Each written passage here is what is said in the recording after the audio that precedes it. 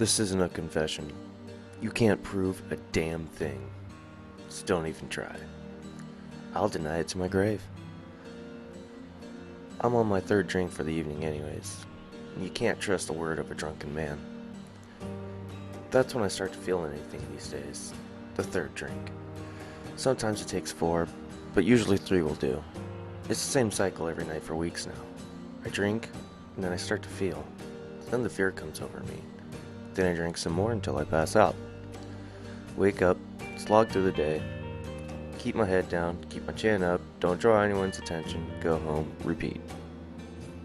One night a few weeks back, there was a man at my door. I answered it, wondering what the devil he was doing there. At that time of night, I live at the end of my street, and there's no one around for quite a ways. Evangelicals that comb the neighborhood rarely make it all the way out to my house. "Help me," he gasped. His blood flecked on his lips, quivering in the rain.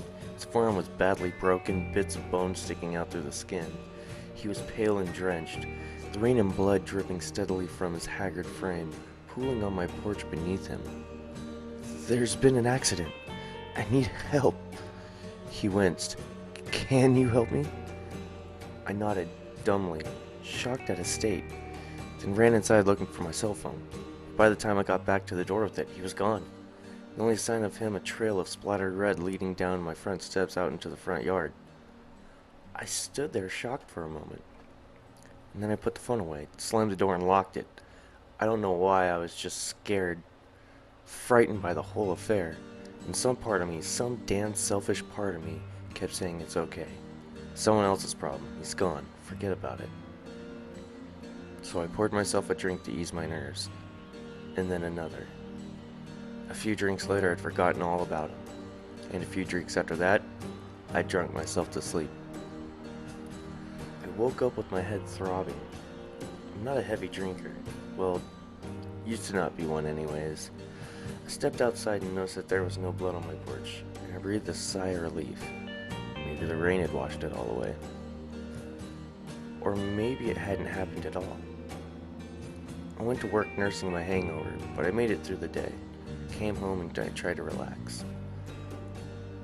I'd slept poorly the night before, and my day took what energy I had left. So I decided early in the evening to call it a night. I was just about to go to bed when there was another knock at the door. I froze.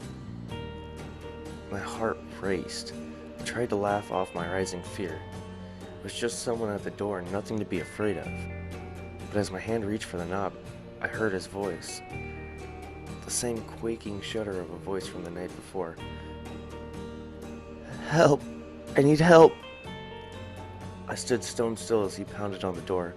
"God, it hurts!" he shouted. "Please, why won't you help me?" I put my back to the door, bracing it, squeezing my eyes shut. This isn't real, I thought. It can't be. And after a few seconds, the knocking stopped, and it was quiet. I flung open the door, but there was no one there. No trace of blood or sign of his presence. Unsettled, I shut the door and locked it and reached for a bottle. And so it went. For 4 more days, each night, the same knocking, the horrible man at my door, the cries for help, and each night I secured the door and waited until it stopped. I drank myself into oblivion. By the 7th night, I'd had enough. I made a stiff drink as soon as I got home, and then another after that one. I had thought of nothing but the events of my previous week that day, so naturally, I was anticipating the knocking when it came again that night. Confirming my paranoid fears, I was waiting for it. Threw open the door upon the first knock, and there he was, battered arm hanging limp at his side, pale face twisted into a grimace. But before he could say anything, I leveled my shotgun at his face and pulled the trigger. His head popped like a blister, and I fired a second time, blowing his arm clean off and leaving a hole in his torso. Covered in his wet viscera, I shut the door. I want to say I was in a trance, that I was an autopilot and out of my head, but that's not true. I knew exactly what I was doing. I was trying to make a point to myself. See, I'm a level-headed man. I don't believe in ghosts or the supernatural or anything like that. We live in a rational world, and I damn well wasn't going to sit back and let my head play tricks on me without fighting back. They say blood is hard to wash off, but it's not true. His blood washed right off of me. One shower later, I was good as new. So when I finished cleaning up and calming down and we went back to the front door, I likewise expected there to be nothing there, as there had been no trace of him left from the previous nights. I couldn't believe it when I opened the door and his remains slumped inside like a sack full of meat. I reached down and I poked the corpse. It was solid. The porch was covered in blood and gore. Once more I panicked, and at this time I did go into a sort of trance. The hours passed in a blur as I dragged the body around the back of the house, dug out a shallow grave to clean off the porch the best I could, and took another shower. And then I made another drink. Tomorrow the knocking would come again, I was sure. I hadn't just killed a man, buried him in my backyard. When I got home the next evening, I sat waited anxiously. Any moment, the knock would come.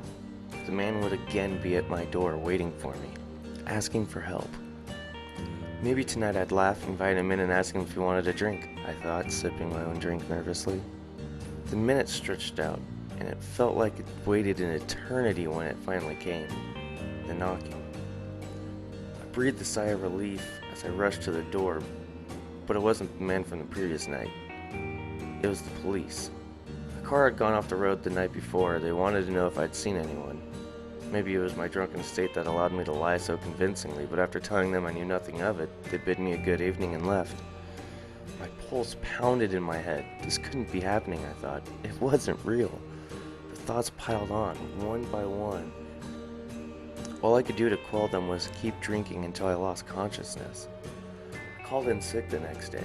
I checked my backyard, and sure enough, the grate I dug was still there. Still fresh. I dug him up and burned the body until it was ash. When I was done, I went back inside the house and numbly sat down. And since then, I can't feel anything. Not until I drink. Usually 3, sometimes 4. And it's only then that I start to feel it. The fear. See, I'm not afraid of ghosts. I do not believe in them. I've never believed in them. Probably in part because I was raised on my heavily superstitious mother. She made her living as a psychic, telling fortunes. She claimed that she had the sight, that she could see a person's fate before it happened. She had a steady stream of gullible clients that kept a roof over our heads and food on our table. So I didn't make a big deal about it. But like any kid, I rebelled against her and her beliefs. And when I left home, I found plenty of support for that rebellion. Psychics aren't real, right? No one can see the future, right?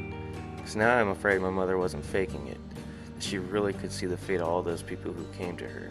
And I'm afraid I'm so terribly damn afraid that now I can see it too.